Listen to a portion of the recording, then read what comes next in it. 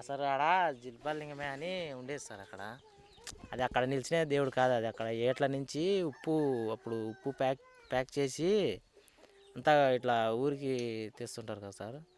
అట్లా ఉప్పు సంచిలా జ్వరపడి అంత ముక్క జ్వరపడి అది వీడికి వస్తారు అంత విగ్రహం పెరిగిపోయింది సార్. అది అట్లా అది అక్కడనే ఒక మన కొటాచెర్ల పైలింకి వచ్చి ఒక మనిషికి ఇక్కడ పలానా సాట నేను అక్కడ మన సుఖలలో ఉండలే అక్కడ ఆవులు మొత్తం చనిపోతుంటే ఆ దేవుడే చంపేస్తున్నాడు కనుక్కోలేకుంటే.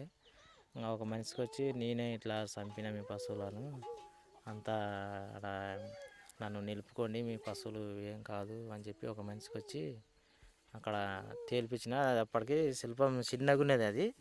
అది అక్కడ చేర్చి అక్కడికి వచ్చి పడే లోపల పెరిగిపోయింది సార్. అది ఆ శిల్పానికి కూడా అంతా ఇప్పుడు మనం మొక్క మీద ఉప్పు వేసుకుంటే ఒక 4 రోజుల వరకు కొరికేస్తుందో అటు శిల్పం కూడా మొత్తం కొరికేసింది సార్. అది అక్కడి నుంచి ఇంకా పోయే భక్తులు అంతా ఇప్పుడు మనకు ఏదన్నా ఏదో ఒక లోను ఒక ఆరోగ్యము ఏదో ఉంటుంది కదా సార్. అలాంటి ప్రాబ్లం మనం ముక్కున్నాం అనుకో, మనకు పలానా టైంకి ఇట్లా నాకు జరగాల, అది జరిగితే నీకు పలానా చేస్తాను నేను, ఏదో టెంకాయ కొడతా నైదం పెడతా లేదంటే ఒక ఏటతో చేస్తాను. అది చెప్పులు అంటే మామూలు సార్ పాదాలు ఉంటాయి కదా సార్, దేవుని పాదాలు. పోయేటోళ్ళు మామూలుగా ఆడికి పోయే పాదాలు తీసుకొని ఇట్లా నెత్తి మీద కొట్టుకొని పిల్లల గడగలలో కొట్టుకుంటే ఏమన్నా పేయ మీద కూడా పక్క శక్తి ఎలాంటిది ఉన్నా కూడా పక్క తొలగిపోతుంది అని సార్. పాదాలు దేవుని పాదాలు అట్లా నిలిపించాలి. దాని తరఫున అక్కడ మళ్ళా జిల్బల్ లింగమే అన్న ఉన్నాడు, మళ్ళీ పచ్చగడ్డ లింగమే, ఆంజనేయ స్వామి, అవన్నీ మామూలుగా మన వాళ్ళు నిలిపినట్టు సార్. అవి మొత్తానికైతే జిల్బల్ లింగం అనేది అక్కడ ఏట్ల నుంచి అది ఉప్పు సంచిలో దాగి వచ్చింది సార్. అది ఇప్పుడు ఒక 10 మంది మనం ప్యాక్ చేస్తుంటాం కదా, ఎవరికి తెలియకుండా అది పారలో దూరింది అనమాట సంచిలో చిన్నగా ఇంత ఉండి. అది ఇక్కడికి వస్తారు నీ హైట్ ఉంది సార్ శిల్పం. అది అదే సార్ దాని కారణం ఇంకా ఉంది సార్ దాని స్టోరీ, మనకు తెలియదు. అది ఎక్కువ మా అమ్మ మా నాయనకైతే బాగా తెలుసు సార్. అది అదే ఆమెనే మా అమ్మ మా నాయనకి వాళ్ళకైతే బాగా తెలుసు. అది అడుగుతారు. ఉగాది వెళ్ళినాక ఉగాది నడుమ తత్తులు నడుమ చేస్తారు జాతర. ఆయన పెద్ద సోది చెప్పాలంటే అప్పుడు సుఖలలో తండమ్మడి ఆవులు అవతల నుంచి ఇతర కొట్టుకొచ్చుకుంటున్నారంట. వాళ్ళు కొట్టుకొచ్చుకుంటుంటే ఆవులు వాళ్ళ ఉప్పు సంచులు వేసుకొని వస్తున్నారంట ఏరు దాటి ఇతలకి. ఆ మందలు ఎన్ని ఆ ఉప్పు సంచులు వచ్చినాయంట, అంత శీలమైన అది ఇంత ఇప్పుడు కొండరాయి కదా మొత్తం మనం చూసడానికి ఇంత ఎత్తు పెరిగింది. అప్పుడు ఇంత వినదంటే అది ఆడకొచ్చి ఇంకా చెట్లు నీడ బాగుంది కదా, ఇటునే కాలువ నీళ్ళు జీవుల తాపుకొని పండుగని పొద్దున పోమని ఆ పండుగ వెళ్ళినారు. తెలియగా జీవులను మొత్తం సగం జీవులను పడకెట్టినాడు ఆయన. నన్ను కనుక్కోరు కదా, ఇంకెంత దూరం వేసుకుపోతారు అన్నట్టు.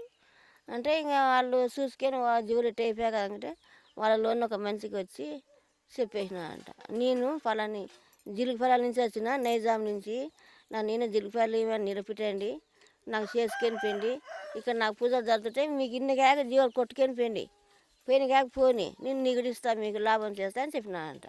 వాళ్ళు నిలబెట్టిన తరపున ఒక ఏటమల్లివే నిలబెట్టినారు. వాళ్ళిద్దరు నా తమ్ముడు జిలుగుపల్లి ఏటమల్లివే అని.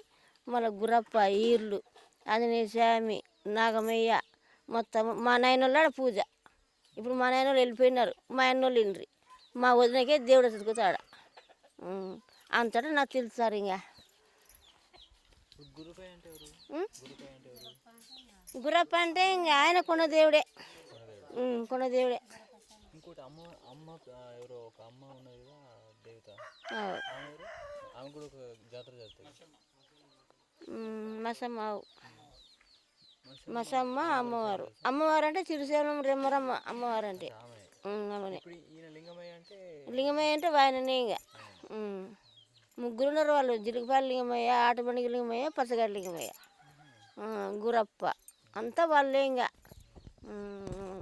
ఇంకా రాతికి అంట బొట్టు పెట్టి మన పేరు మీద మొక్కిన మనకు ఆ దేవుడు ఇంకా అడకే అనుకో. ఇంకా అట్లా పెద్దలు చెప్పినది అది మాకు కూడా తెలియదు సార్. పెద్దలు చెప్తే మేము విన్నాము. ఇంకా మరి ఇప్పటికి తగ్గింది కదా మా వదిన, ఇప్పుడు దేవుడు వస్తూనే ఇప్పుడు దాని పెళ్ళికి అట్లా తెగుతున్నాడు. జాతర పెద్ద జాతర.